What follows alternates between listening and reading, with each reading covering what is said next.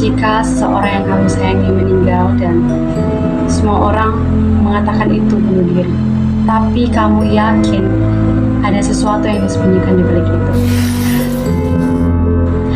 Halo teman-teman, perkenalkan nama saya Gendy Vina Gracianehe. Di video kali ini saya akan menceritakan ringkasan dari novel Second Sister karya Chan Ho-kye. Kisah ini berpusat pada seorang perempuan bernama Ngaye yang harus menerima kenyataan pahit kehilangan seorang adiknya, Siuman. Suatu hari Siuman ditemukan tewas setelah jatuh dari gedung tinggi. Polisi dengan cepat menyimpulkan bahwa itu adalah bunuh diri. Namun bagi Ngaye, kesimpulan itu terasa terlalu sederhana. Siuman bukan tipe orang yang mudah menyerah. Ia dikenal sebagai siswi yang cerdas, pendiam, dan memiliki masa depan yang cerah. Karena itu, Ngaye merasa ada sesuatu yang tidak beres di balik kematian adiknya. Didorong oleh rasa kehilangan dan kecurigaan, Ngaye memutuskan untuk mencari kebenaran itu sendiri. Dalam prosesnya, ia bertemu dengan seorang hacker misterius yang dikenal dengan nama N. Bersama-sama mereka mulai menelusuri jejak digital Siuman, mulai dari media sosial, forum anonim, hingga pesan-pesan lama yang tersembunyi. Dari sinilah perlahan kenyataan pahit mulai terungkap. Siuman ternyata menjadi korban cyberbullying yang sangat parah. Ia dihina karena penampilannya, dipermalukan di ruang publik digital, bahkan difitnah dengan berbagai tuduhan yang tidak benar. Serangan itu datang dari banyak orang secara terus-menerus tanpa henti. Komentar-komentar yang terlihat sederhana perlahan berubah menjadi tekanan yang menghancurkan mentalnya Siuman. Namun, penyelidikan mereka tidak berhenti sampai di situ.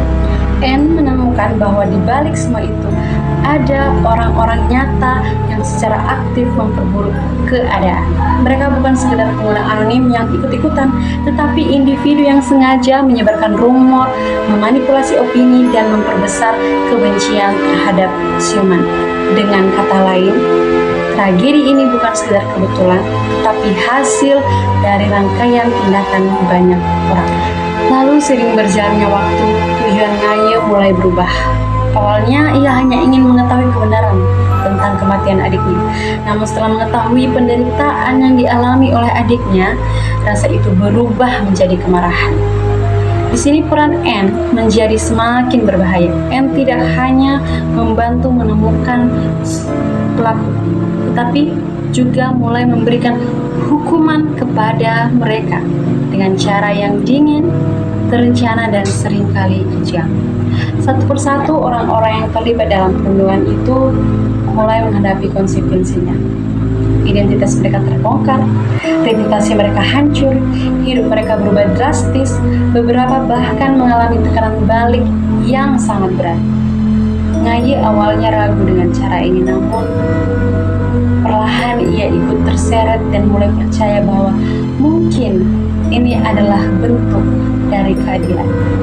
Namun, di titik inilah muncul pertanyaan besar. Apakah ini benar-benar keadilan? Atau hanya balas dendam? Pada akhirnya, kebenaran tentang kematian Siuman memang terungkap. Ngaye mengetahui apa yang sebenarnya terjadi dan siapa saja yang terlibat di dalamnya. Namun tidak ada satu pemburu tunggal dalam cerita ini. Yang membunuh Siuman adalah banyak orang. Orang-orang yang menghina, menyebarkan kebencian, memperkeruh situasi, bahkan mereka yang hanya diam dan membiarkan semuanya terjadi. Kebenaran memang ditemukan, tapi tidak membawa kelegaan sepenuhnya. Ngaye mendapatkan jawaban, namun ia juga kehilangan sebagian dari dirinya sendiri. Ia harus hidup dengan semua keputusan yang telah ia ambil dan menghadapi kenyataan bahwa batas antara keadilan dan balas dendam ternyata sangat tipis. Nah, dari cerita ini kita bisa belajar satu hal penting. Di dunia digital, kata-kata bukan sekedar tulisan. Di balik setiap layar, ada manusia yang bisa terluka dan terkadang luka bisa berujung pada sesuatu yang tidak bisa diperbaiki. Jadi teman-teman, sebelum menulis sesuatu di internet, pikirkan kembali karena satu komentar saja bisa mengubah hidup seseorang selamanya. Baik, Demikian saja ringkasan mengenai novel Second Sister dari saya Genif Negracianehe. Semoga bisa membantu dan bisa bermanfaat.